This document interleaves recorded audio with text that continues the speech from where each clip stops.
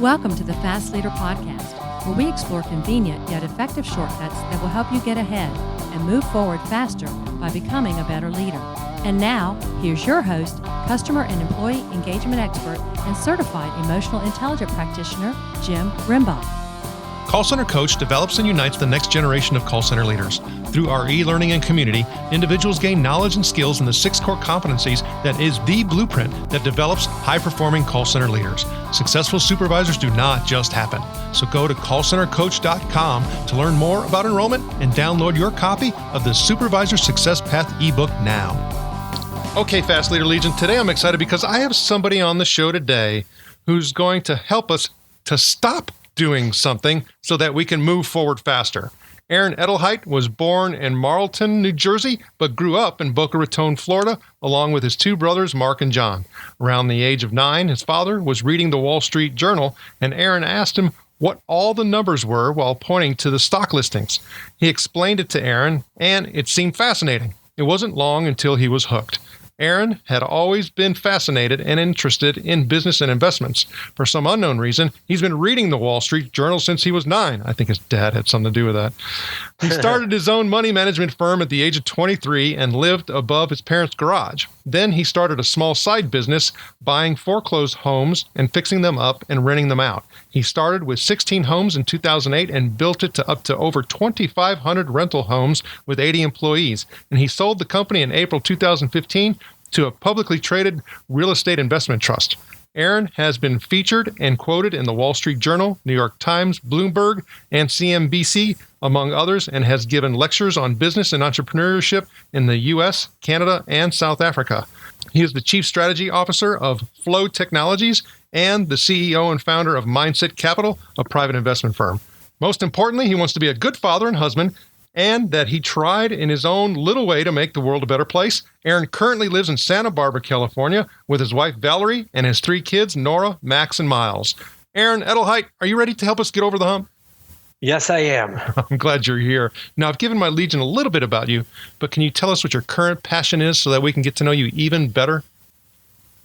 Well, my current passion is to spread the message about how being connected every minute and every second of every day is not good for us, both business and professionally, and also how overwork is actually hurting our chances for success. So, so many things I guess we have so many different mixed messages about this particular issue that we don't know which way to go. We hear about, you have to work harder than everyone else in order to be able to get ahead. And then we hear that, hey, you can't burn the candle at both ends because you don't function well, and so on and so forth. And so we see, a really big, confusion around this. So when you start talking about trying to find clarity in your own place, really, where does it start for someone? Well, I think that, the reason about 13 years ago, I hit a wall, and I had a lot of early success in my professional career, and I worked all the time. And then when I hit a rough patch, my personal life, my social life, that could all suffer, but it wasn't until I hit a rough patch, and then no matter how hard I worked, no matter how many hours I put in, that I didn't see any change in the business results, that I realized that something was wrong, and that I needed, and really out of desperation, I needed to do something different. And so I began a journey to actually take a hard break or take a Sabbath, where I turned off my phone, I turned off my computer, and I stopped working, and I tried to give my brain a break. And I at first, all I could do was try to make it 4 hours. I tried to make it till noon on Saturday. That's how addicted to work I was. And then over time, over a couple of weeks, I built it up to the afternoon. And then after some time, a couple of months, I built it up to a whole day. And it transformed my life. Okay. And I think it enabled me at a very rough time for many people in 2008 to actually have the vision, have the courage to start a business, that was fundamentally against what everyone was experiencing at the time, which was buying foreclosed homes when no one wanted to buy homes. And it enabled all of my kind of success, the fact that I had this day every week. I have a vacation day every week. Like, who doesn't want that?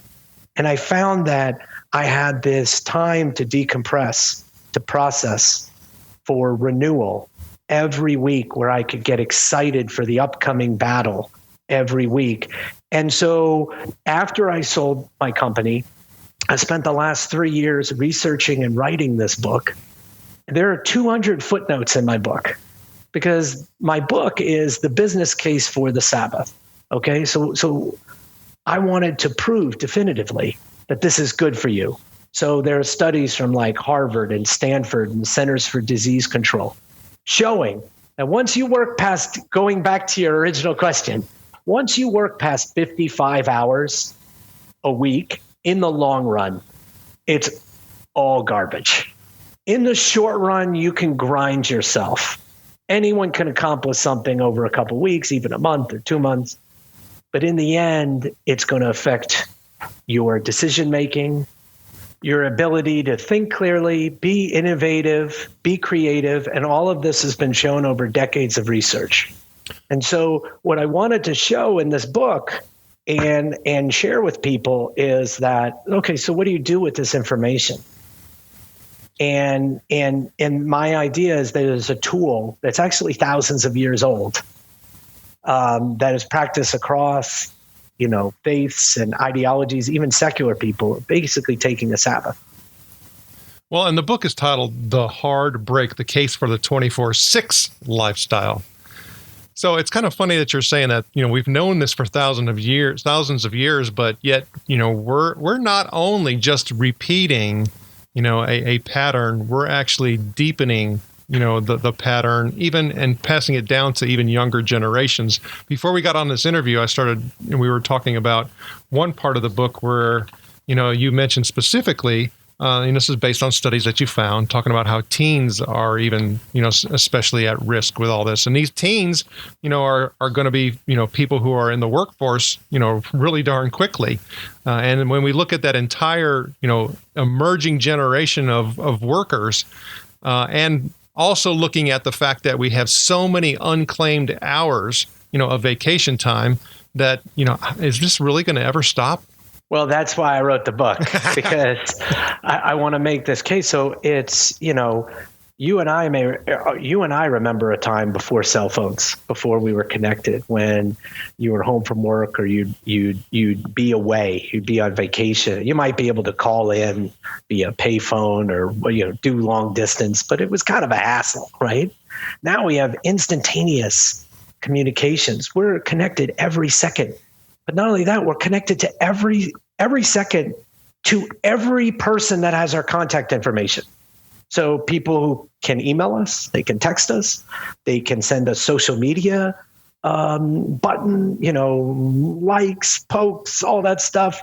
They can tweet at us, LinkedIn messages. So it gives us this sense of freedom, right? That we can do stuff from everywhere. And that's why you have ideas like workations. But it comes with a big downside in that we've essentially ceded our control and freedom to everybody else having the ability to invade our lives, our peace and quiet, our down moments. And we've given up this freedom, and there comes to be a pretty significant downside, as I share in the book, that there's a lot of negative downsides to essentially being on call, which is what you are. Now, your first response may be, well, I can respond when I want, but they know that you've read it. They know that they've grabbed your attention. And this has some pretty significant downsides to our young who have no tools to cope with this. And that's why the number one way middle school kids die now is by suicide. That's why it's why college campus health clinics are being overrun with mental health issues. Where it's growing at double-digit percentages. And we have this sense in our country right now. Why is there so much anxiety and anger and frustration? Arguably, this is the best time to live ever in terms of health, well-being, in terms of lifespan, everything, violence, is all in the right directions, but people are very anxious. And then you see this in depression medication. And so I think it's tied to the overuse of technology and the fact that we're running around like chickens without their heads cut off. We have no downtime. That's a really interesting point because, you talk about the whole downtime part. I know when my kids are on their devices or when I'm on their devices, I'm not moving. So, what do you mean? I have downtime, right? But no, the brain is always activated. And I think there was something that I heard the other day when we start talking about the fuel that we put in our bodies, what we eat, even though that it's not, from a size perspective, comparatively, larger, but the brain actually uses over 20% of that fuel. That's right. But it's the same thing if you think about your brain. It's a very great analogy. Now that I'm thinking about it, think about the amount of information we're consuming every day compared to what people used to consume. I heard some crazy statistic that the average person consumes as much information in like a day that 100 years ago someone would consume in a year. Like, we're just being bombarded with information, breaking news. We're just consuming so fast, and we're not machines. And in fact, success in life is not about consuming more information. And what's really important about the brain, and this is what I love, is you have this tradition that's thousands of years old, that's been practiced across faiths. And then the latest in neuroscience says that when you're actually resting, daydreaming, going for a walk in the woods, you think that you're not using your brain. But there's a part of your brain called the default mode network that goes into overdrive. And what is the default mode network? Well, the default mode network processes information. It takes all the experiences and data that the brain has collected, tries to form patterns, tries to gain understanding. And so think about the proverbial idea in the shower. Like, why does that hit you in the shower? It's because there's a part of your brain that's actually working when you think it's not. So what happens when you're running around like a crazy person and you're working and you're emailing and you're texting and you're on your phone all the time? You're actually not giving your brain the chance to be creative, to be innovative, to be problem solving, all the skills needed to succeed in today's economy. That's a great point. I also heard a study not too long ago that talked about when we start talking about our listening skills and our active listening skills and our ability to be able to take information and therefore leverage it and decide upon it and use it intellectually, is that even when we have to go to the bathroom, our IQ drops like 10 percentage points because instead of listening and engaging and thinking, we're just thinking, I gotta go. That's right. And it's the same thing. There's another effect a psychological effect that's been documented for over 100 years called the Zeigarnik effect, which is when a task is not complete, it kind of remains as a weight on our brains. So you think about all the tasks you have to do, and it just kind of sits there and affects your decision making. It affects your ability to think clearly. And so think about how the modern world works, all the emails and all the stuff that you have to do constantly. It never ends. So you have this ongoing Zeigarnik effect. What's one way to actually fight against the Zeigarnik effect? It's to go ahead and say, I'm going to turn off for this period, and I'm going to make sure that I get at it after this point in time. Again, the idea of the Sabbath, of knowing there's this defined hard break, and it's not something that I do in this period of time. So for me, as you're talking and I'm thinking about, what I see from a society perspective and a communication perspective and what people are focusing on right now, is that I think there's a growing, well, first of all, need, but then also presence in society about mindfulness. Yes. And being really mindful of all the things that we're talking about. And I think, you in the back of the book, and when you have the worksheets, I mean, that's kind of what you're doing, is you're trying to get people to be more mindful of what they're doing. And that's right. You have questions to ask yourself, but then you also have questions to ask, your partner, friend, spouse, and child. But like the questions to ask yourself you have in here are, when was the last time that your phone was off for 24 hours? Did you respond to any work-related emails or texts, over the weekend, on your last vacation? When was the last time you took a nap and rested in the middle of the day? And we're not talking about from pure exhaustion. Yeah. But when was the last time, you read just for pleasure? So, I mean, it's all these really mindful activities, in order for you to say, I need to, do a better job of creating structure and having that Sabbath. Yeah. And it's about creating a regular. And so, look, I am the chief strategy officer for a startup that's growing really fast. I am partnering to build houses outside of Atlanta. I have an investment partnership in Charlotte. I just wrote a book. It's really hard. I have 3 small children. I'm on the board of a nonprofit. There is a lot of stuff going on in my life right now. And frankly, sometimes it's overwhelming. But I already know what's coming up right in a couple hours is I'm turning off, and I'm going to take a deep, deep breath, and I am going to be able to just become Aaron. I'm not work Aaron. I'm not this title Aaron, responsible for all these people. And I get that renewal and that vacation every week. And it's the best thing that I do. That's why I wrote this book. It's why I'm preaching this message, is that having this defined period, this hard break where I can then be myself and then think about things and take a nap, read for pleasure, do all these things that make life enjoyable and give long-term satisfaction. Spend time with friends and family, but then also having that renewal that when Saturday night rolls around, I'm excited to turn back on. I'm excited to but what did I miss? What's going on? Oh, I get to check all this stuff. It renews me every week. Well, that's definitely been a huge, shift, I'm sure, from where you explained that you were. And that doing that, you had to find and do your research. So you had to, get to that rational side. And then also address, all the emotional things that went along with it.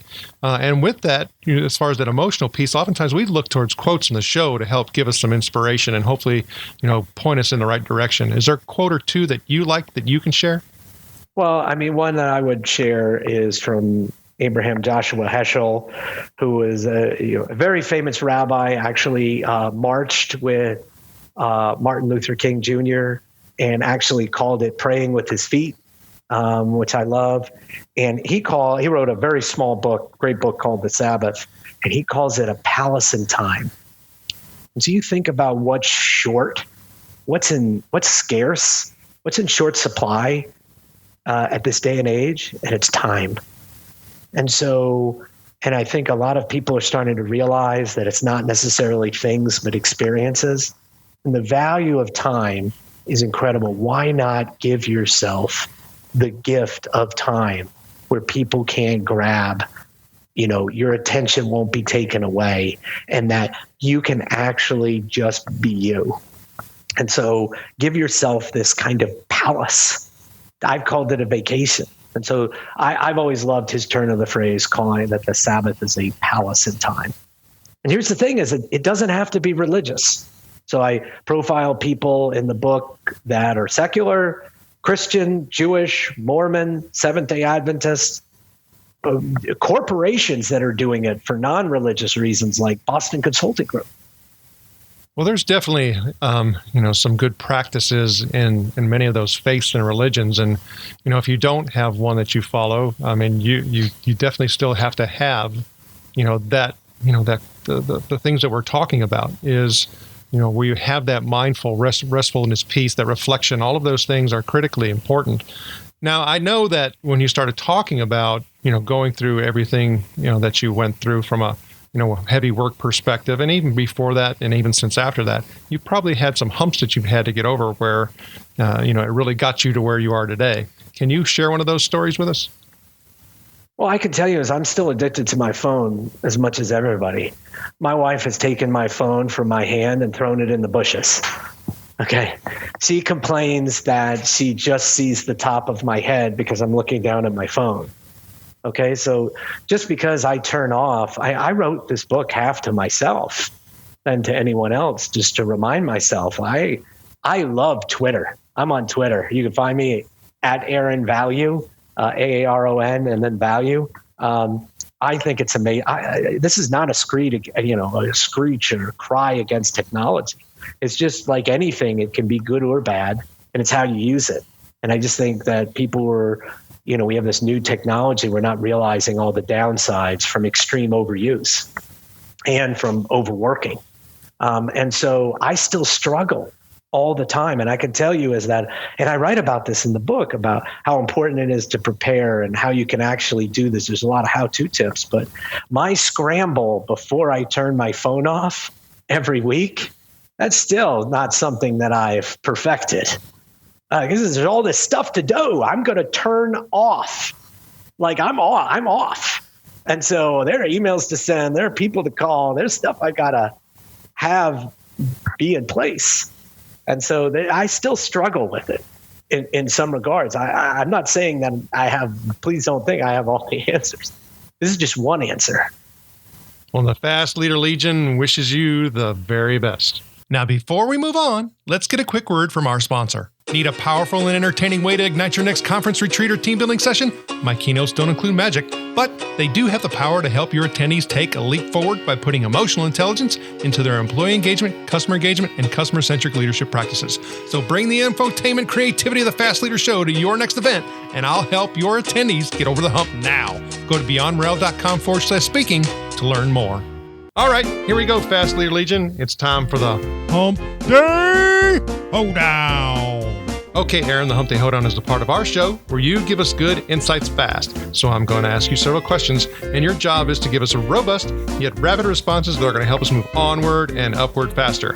Aaron Edelheit, are you ready to hoe down? I'm ready to hoe down. All right. So what do you think is holding you back from being an even better leader today? I think that I need to do a better job of being more present and, like everyone else, put the technology away and make sure I'm really focusing on the person in front of me. What is the best leadership advice you have ever received? Don't focus on the short term. Really think about the long term and the things that don't change. And things like what Jeff Bezos has said is that people want great customer service, convenience. Those kind of things never change. What is one of your secrets that you believe contributes to your success? Oh, that's easy. That's my Sabbath practice, the hard break of turning off and being with friends and family. What do you feel is one of your best tools that helps you lead in business or life? I would say it's communication. I think that I can tell a good story and communicate complex things in a simple manner. And what would be one book that you'd recommend to our listeners? It could be from any genre. Of course, we're going to put a link to The Hard Break, The Case for a 24/6 Lifestyle on your show notes page as well. So I just actually read a wonderful fiction book called Pachinko. And it tells a couple of generations of Koreans that lived in Japan before, during, and after World War II. It was wonderful.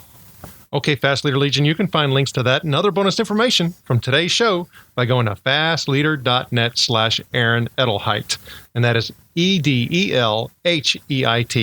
Okay, Aaron, this is my last Hump Day Hoedown question. Imagine you were given the opportunity to go back to the age of 25. And you've been given the opportunity to take the knowledge and skills that you have now back with you. But you can't take everything back. You can only choose one. So what skill or piece of knowledge would you take back with you and why? Patience.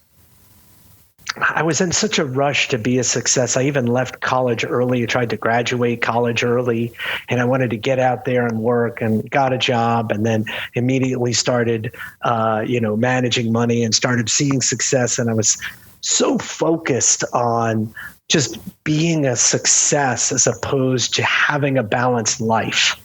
And so when I suddenly hit a wall, and I described this in my book, and I got sick and my personal life was in shambles, and then suddenly work, which was everything, was struggling. I had no real foundation to rest upon. I went to a really dark place. Now, luckily for me, it was a wonderful turning point in my life and led me to kind of start a Sabbath practice, started taking better care of myself. But I wrote this book so hopefully people don't have to go through the same thing that I did. And if I just had a little more patience, wasn't in such a rush to get to a destination, kind of, I know it's kind of quaint to say, enjoy the journey a little more, take better care of myself, and build myself up to be more successful in the long term, I would have been much better off. Aaron, it was an honor to spend time with you today. Can you please share with the Fast Leader Legion how they can connect with you?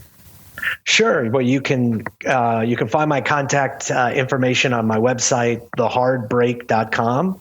You can find me on Twitter, as I said, Aaron Value. It's my handle. You can find me on Facebook, Aaron M. Edelheit, the author of The Hard Break, and you can find my book on Amazon. Aaron Edelheit, thank you for sharing your knowledge and wisdom. The Fast Leader Legion honors you and thanks you for helping us get over the hump. Thank you for joining me on the Fast Leader Show today. For recaps, links from every show, special offers, and access to download and subscribe, if you haven't already, head on over to fastleader.net so we can help you move onward and upward faster.